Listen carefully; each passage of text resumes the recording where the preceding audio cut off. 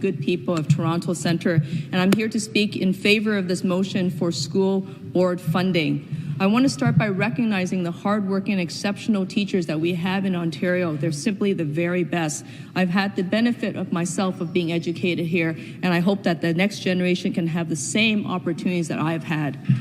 By Toronto Centre standards, Speaker, my story is not uncommon. I learned to speak English at Spruce Court Public School. Public education was taught to me as well as life skills.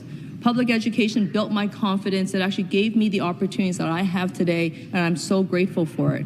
But decades of education cuts means that our youngest will not have the same opportunities. We can see those opportunities eroding and slipping away as we speak. At the core of this debate, which is so painfully hard for me to understand, is why can't the government understand what they are doing? It's a very simple question that has to be answered. Does this government want the young people of Ontario to have the same chances today that we did to make it into this House? This motion is important, Speaker, because I don't see this government answering yes to that question. They're not delivering real sustainable solutions in last week's budget. Worse, this government's recent budget is cutting COVID learning recovery funds. The Toronto District School Board has requested $150 million, Speaker, from this government to ensure that students are properly supported, a request that last week's budget has completely ignored. Speaker, at the Toronto District School Board, 522 staffing positions will be lost, including 65 teachers, out of which 45 fewer elementary teachers will be helping our youngest learners succeed and adjust to school. Speaker, this also means that 200 fewer lunchroom supervisors to help keep our kids safe from bullying during lunchtime. This also means 35 fewer child and youth workers supporting our students. This is all happening while violence is on the rise, and this also means that we have 40 fewer school-based safety monitors. Speaker, this is entirely going in the wrong direction. I specifically want to touch upon safety issues. It is an issue that has been dominating conversations I've had with many of the parents in my communities.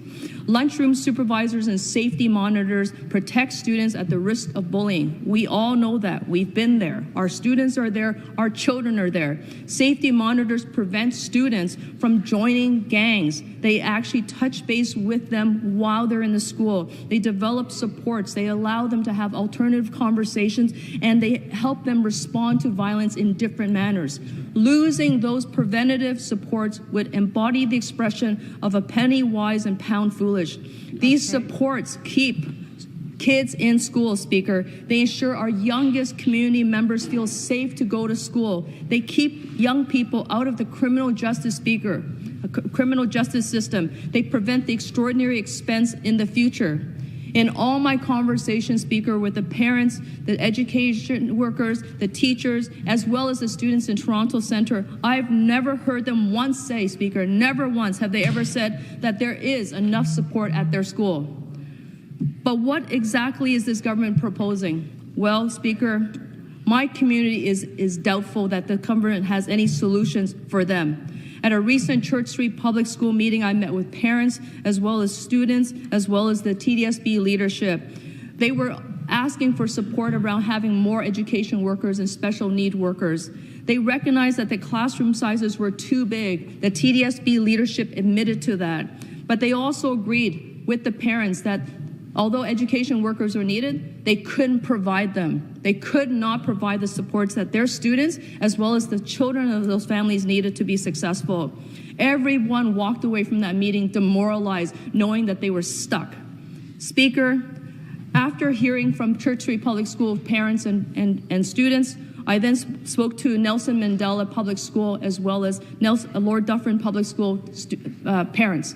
I spent so many hours at Tim Hortons pouring over the coffee cups, listening to their stories about what they were struggling and experiencing. And Speaker, it was heartbreaking. They told me stories about violence in their communities in Regent Park that are coming back over and over again. They know the solutions are there, Speaker, but they're not getting any support or help.